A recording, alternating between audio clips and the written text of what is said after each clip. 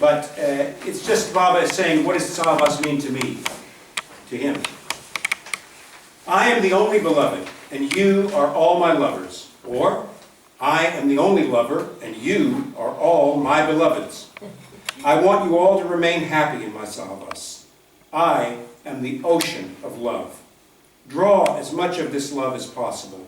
Make the most of this opportunity. It rests with you to draw as much love as you can out of the ocean. It does not rest with me to explain how you should love me. Does a husband or wife explain to one another how to love? One thing is certain. I want to give you my love. It depends on each of you to receive it. The easy way to receive it is to forget your home, family, and all worldly affairs when you are here, and be receptive to my love. That is the first thing. This is the first thing. The second thing is to have a good night's rest. Sleep well each night, and feel fresh when you come here for my Sahavas each day. I am God. If you remain drowsy in my presence, you will miss me, and your drowsiness will oblige you to remain absent from my presence, in spite of your daily attendance. Sahavas means intimate companionship. To establish this companionship, you should be free with me. Sahavas is the intimacy of give and take of love between the lovers and the beloved. There is no need to explain this give and take, for to create an atmosphere of explanations and discourses is to mar the dignity of love, which is established only in closest intimacy. How do I participate in the Sahavas? I bow down to myself. I embrace myself. It is I who smile, who weep. It is Baba who sits here on the dais, and it is Baba who squats on the ground in the tent. Baba meets Baba. Baba consoles Baba, pets Baba, chides Baba. It is all Baba, Baba, Baba. Such is my experience of participation in the Sahavas. Drink deep at the fountain of love, but do not lose consciousness. If you can but taste even a drop of this love, what a wonderful experience it will be. Have you any idea of what this Sahavas is? He who approaches me with a heart full of love has my Sahavas. After I drop this body and my passing away from your midst, many things will be said about this Sahavas. Take fullest advantage of this opportunity in the living presence of the Avatar. Forget everything else but my Sahavas and concentrate all your attention on me. I am the Ancient One.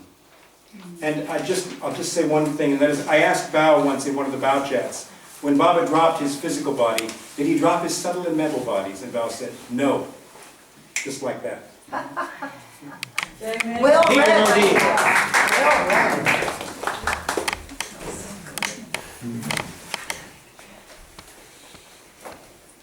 Well, thank you for inviting us. It's a pleasure. I'll begin with an overview of God in creation, God and his avatar. Some of you have heard a version of this before, but it will help us have a common perspective this weekend.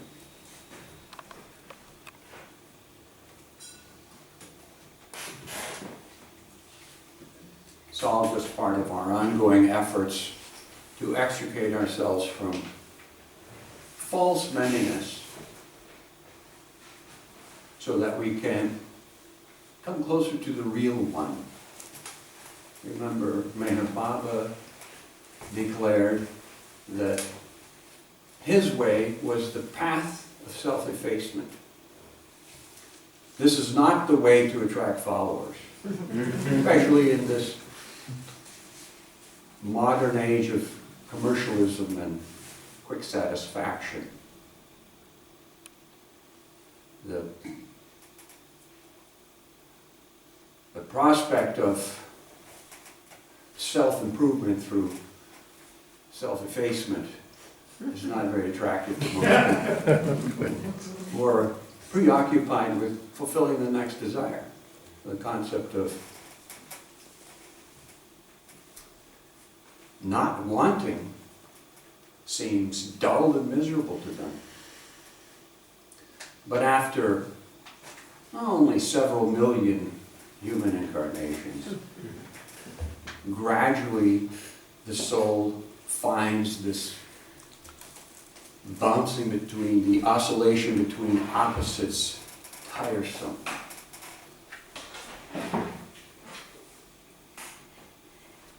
The realization comes that for every pleasure there is an equal and opposite pain. Mm.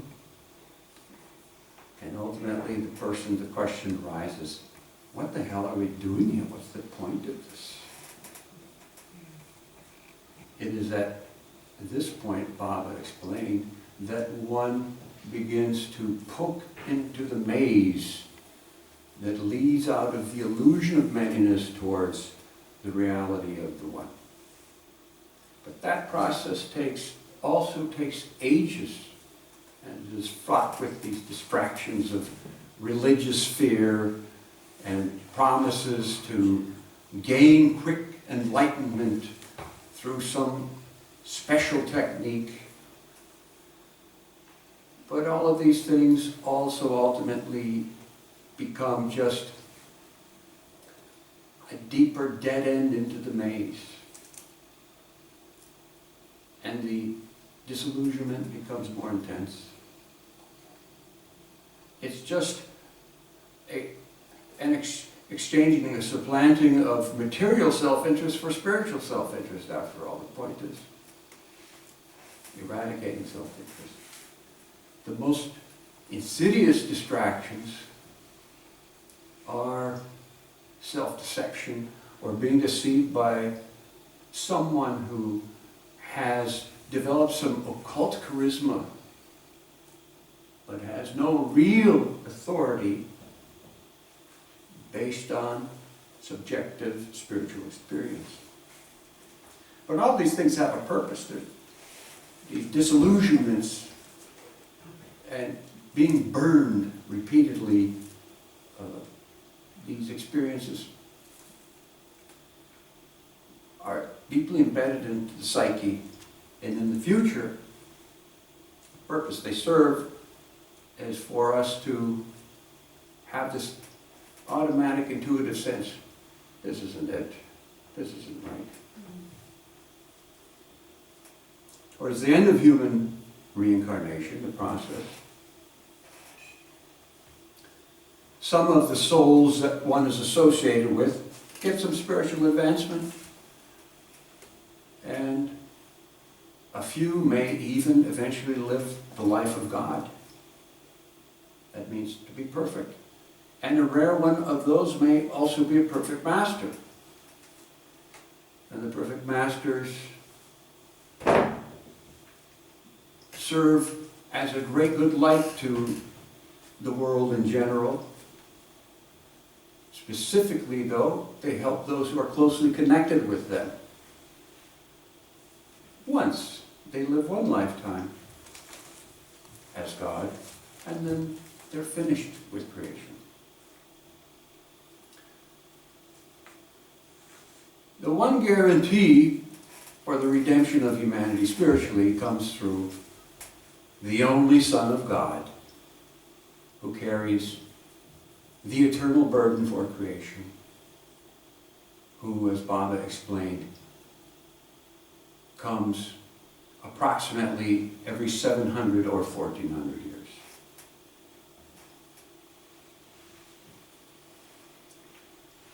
So he is born in different places, but essentially his message is always the same.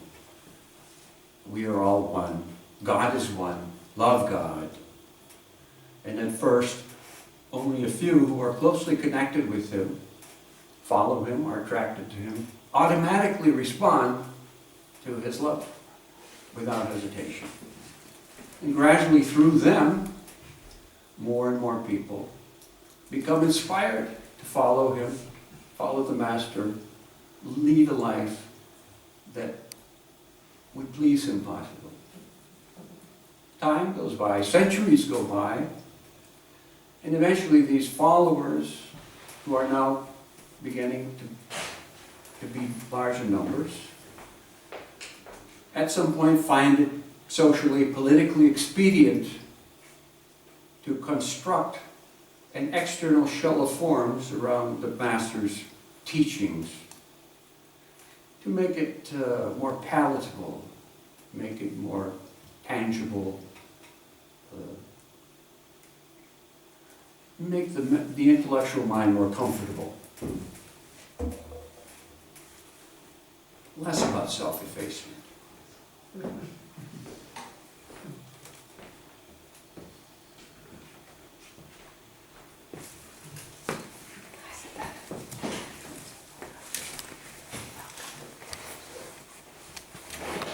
So the great Master's original living message of oneness becomes perverted into an organized religion of rites, rituals, and ceremonies, which then asserts we have the exclusive access to God, or at least we have the best access to God. Baba refers to this as the attempt to put God in a cage.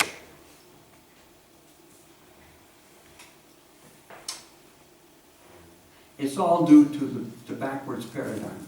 It's just inevitable. What is that? People believe that this world is the real thing. That spiritual world that's spoken of, it's inner spiritual world, it's mythical. What we need to do, they perceive the manifestation of the great Master as some expression in the world. So this is why these things happen. It's inevitable. Not that Baba has not given us external forms. We just said these prayers. We have the Dunya Marabad. That's an external expression. Baba explained nicely about prayer in different places. I believe the best explanations about prayer you find are from Baba. But he said, frankly, prayers are not forever. There is no prayer that is forever. Prayers are given for particular times. And when that purpose is served, the new prayers come with the new Master. But the difference is, Baba gave these forms of expression to us himself. They are from the source of truth.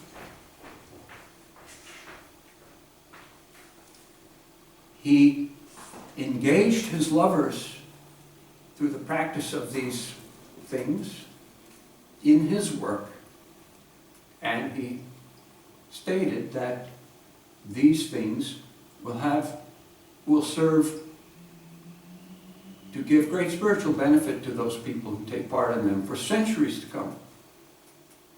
There's a difference. They come from authority. So we just said the Master, we call the Master universal prayer. The last line is, you are named Izad, the only one worthy of worship. Izad is an ancient name of God that means the first one, the original soul. The best explanation I've ever seen concerning this subject is in the book Beams on the Spiritual Panorama. And now Sue is going to read from this essay, Avatar's First Master, some excerpts.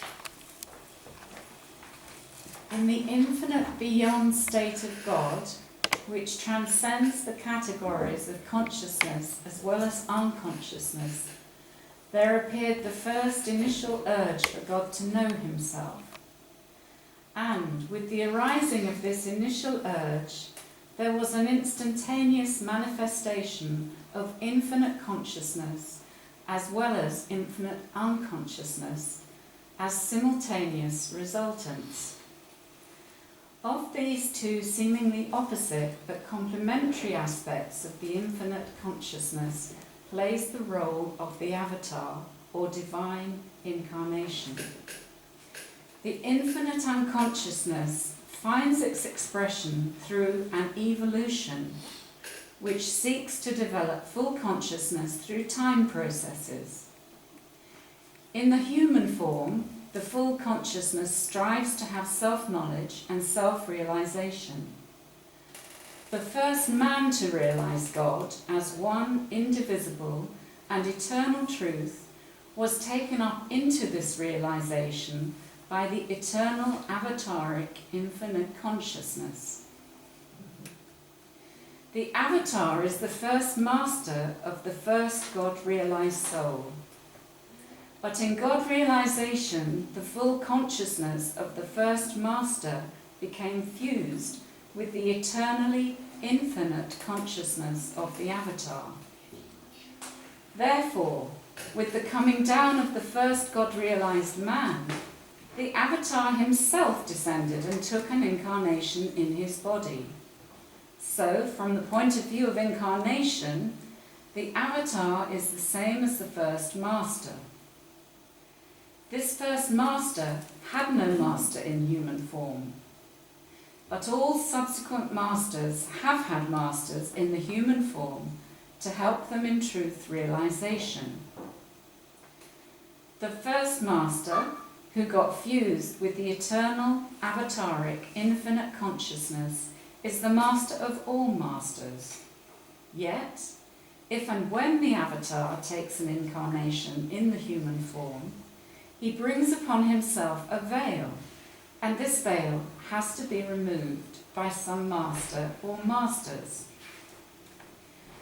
The veil with which the avatar descends in the human form is placed upon him by the 5 perfect masters who bring him down from his formless being.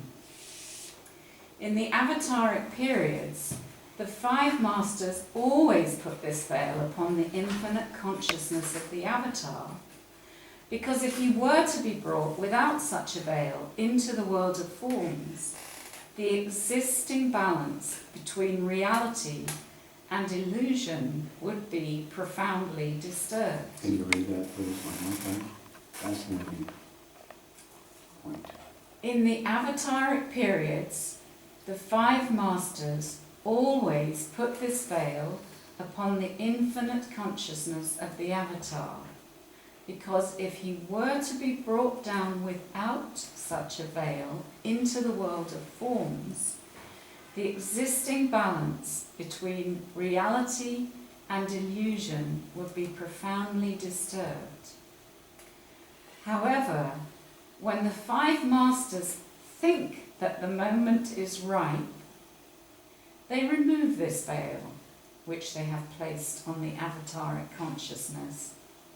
From that moment, the avatar consciously starts his role as avatar. Every time the avatar descends, he is not necessarily recognized as the avatar by the masses. He can be recognized as such only by those who are very advanced spiritually. The avatar himself is the least concerned about whether or not he comes to be recognized as the avatar by large numbers.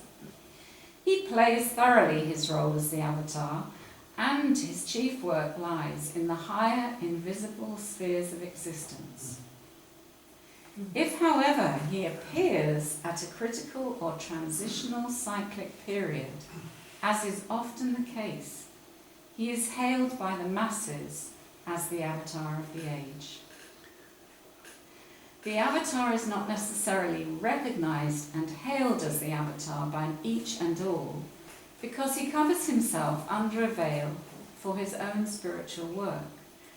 This veil, under which he prefers to remain hidden, is different from the veil that the 5 perfect masters draw on him while bringing him down in the human form. The veil that the avatar puts on himself can be removed by him at any time and for any any person or persons as he may desire, for the purposes of self-revelation or self-communication. The avatar does not take upon himself the karma of the world, nor does he become bound by it, but he takes upon himself the suffering of the world, which is the result of its karma. His suffering for the world is vicarious. It does not entail entanglement with the karma of the world, but humanity finds its redemption from its karma through his vicarious sufferings, e.g. illness, humiliation, accident, and the like. In his own way, the avatar unfailingly fulfills his incarnation by giving a spiritual push to his age. Wonderful. Jai Baba. Amen, Baba. This book, Beams on the Spiritual Panorama, was done as a result of questions that arose when the original publication of God Speaks was done. 12 essays. Things in there you won't find anywhere else. Really wonderful. In God Speaks, you may remember that Baba stated that before the avatar could be born on earth, the 5 perfect masters first had to be there. So it seems that the statement in God Speaks and the explanation that we just heard are in conflict. But what Baba meant by the 5 perfect masters first had to be there before the avatar could be born on this earth, because what Baba is speaking of is planetary spiritual evolution. This is not like the beginningless beginning. The first time, these planets change. And we'll see how that happens.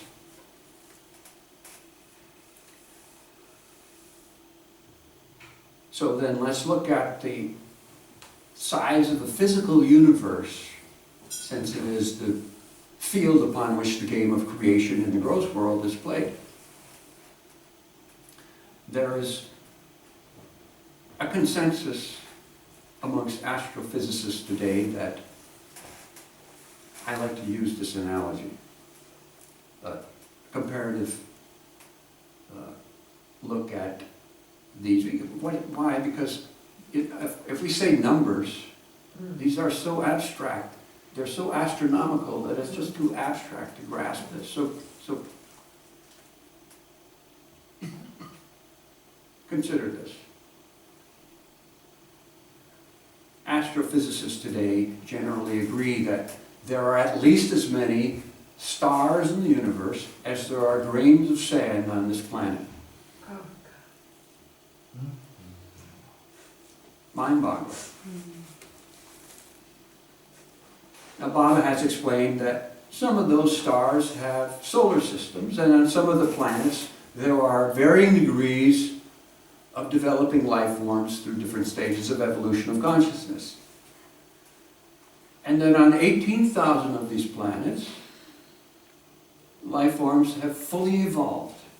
That is to say that there are human beings living on 18,000 planets in the universe. Approximately, I mean exactly, approximately 18,000 planets. That number may go up or down through different times, we don't know. If we go back to the sand comparison, you could hold 18,000 grains of sand in your hand. So obviously, the odds are the distance between these planets where human beings reside is also going to be astronomical. Though Baba had said, you think it is very far, it's only far physically. Because in actuality, they're very close because people are connected. And incarnating from one to the other doesn't take anything. This is a comment because in reality we are only looking at the gross world, but the inner worlds, which is a cheap reflection of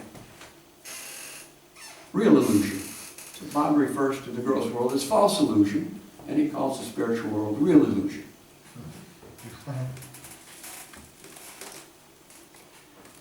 Now what's most incredible to me, a statement Baba made, was that of these 18,000 planets, only our Earth is the planet where perfect balance between the heart and mind can be achieved and spiritual advancement can take place, where the functioning spiritual hierarchy, led by the five perfect masters, resides the musts, other spiritually advanced persons.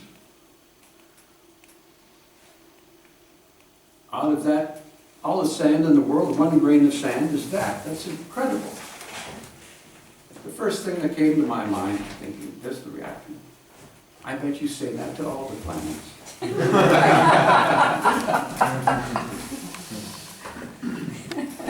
But if it's true, think of that. All the people who've ever been born here, the 7 billion plus that are here now, today, what great fortune.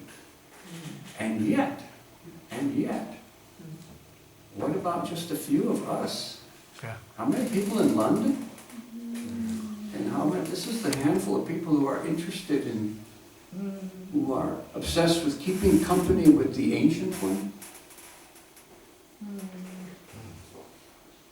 It's as Baba used to remind those people who were close to him. You people have no idea how fortunate you are. Still like that. Still like that. It has nothing to do with inner experience. It has to do with past connection. Past connection is that what brings us to him. Great good fortune.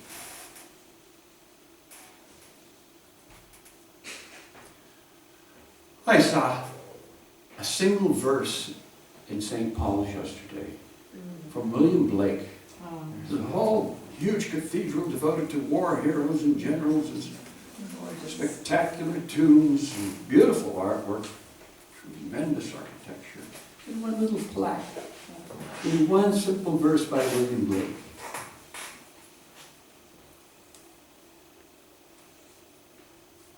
To see a world in a grain of sand, or a heaven in a wildflower, hold infinity in your hand, and eternity in an hour.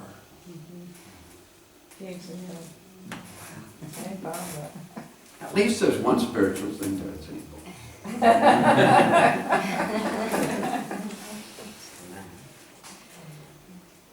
It's wonderful.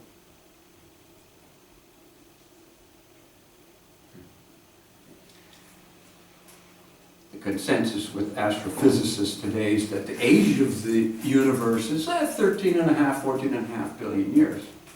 But the fact is that they will only ever be able to see back as far as the most recent re-emergence of creation after the last Mahapralaya, when the whole universe is reabsorbed into one infinitely finite point for, as Baba so poetically put it, a timeless moment in eternity, only to re-emerge again to the own point.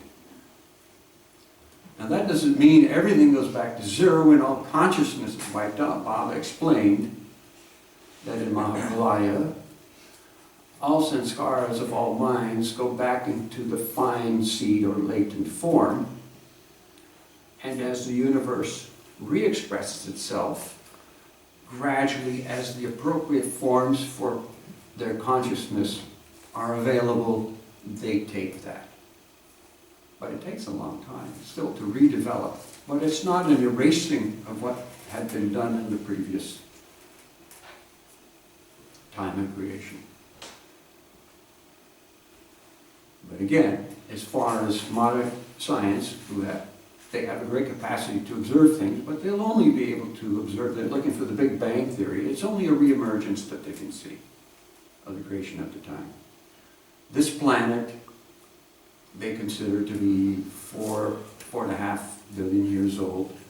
There were some early catastrophes which resulted in our moon, which Baba said was once a planet. And it's all, again, an example of recycling of matter into different heavenly bodies. It goes on and on. No real appreciable life forms have been on this planet till, let's say, 700–800 million years ago. Something like that. It really began.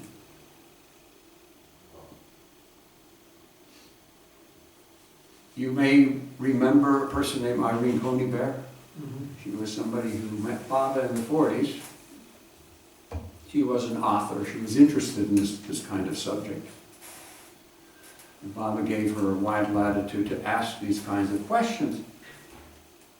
So once she was at Mirazad in 1953, around Baba's birthday time for some days, and she had the opportunity